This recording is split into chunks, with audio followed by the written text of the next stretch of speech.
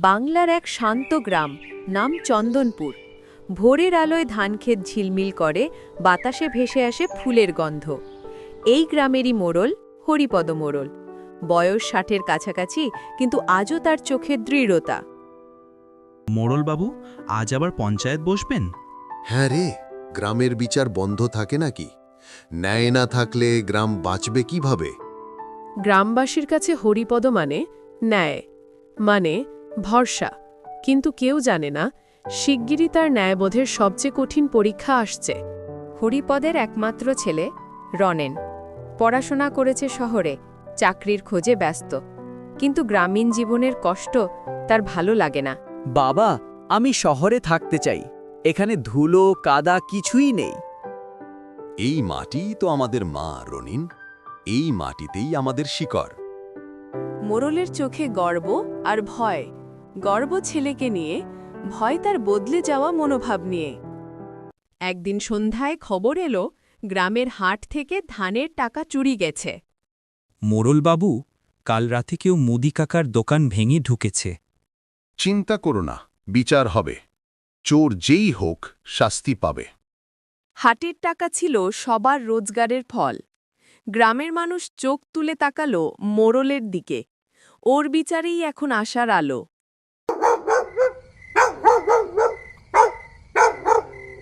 রাতে হরিপদ শুনল অচেনা কণ্ঠস্বর উঠোনের ধারে।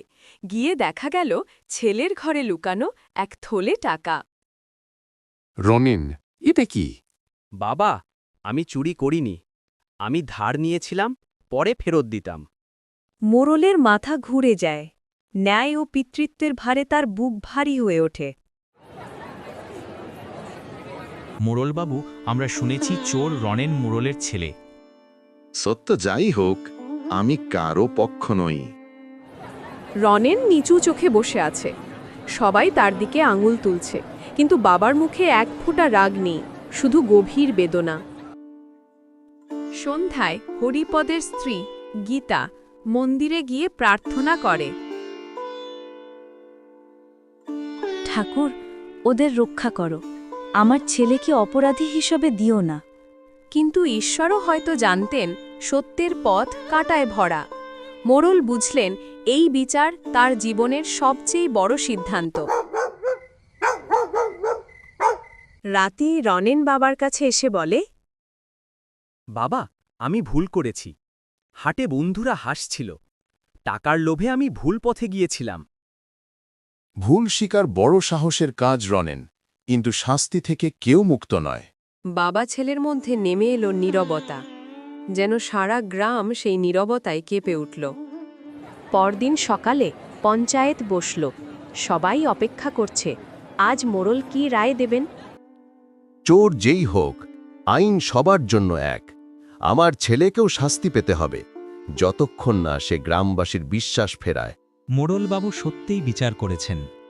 কেউ চোখ মুছে, কেউ কাঁদে, কারণ ন্যায়ের মাপকাঠিতে আজ এক বাবা নিজেকেও শাস্তি দিলেন। শাস্তি হিসেবে রনেন 1 মাস ধরে গ্রামের কাজে যোগ দেয়। ব্রিজ মেরামত, খাল খনন, পথ পরিষ্কার। রনেনদা এখন সত্যিই বদলে গেছে। আমি বাবার মতো হতে পারবো না, কিন্তু ওর মতো সৎ হতে চাই। একদিন বিকেলে মোড়ল উঠোনে বসে আছে। রনেন পাশে এসে পায়ের কাছে বসে বলে, বাবা, তোমার মান আমি ফিরিয়ে আনব। ন্যায়ের পথে চললে মান কখনো হারায় না রে ছেলে।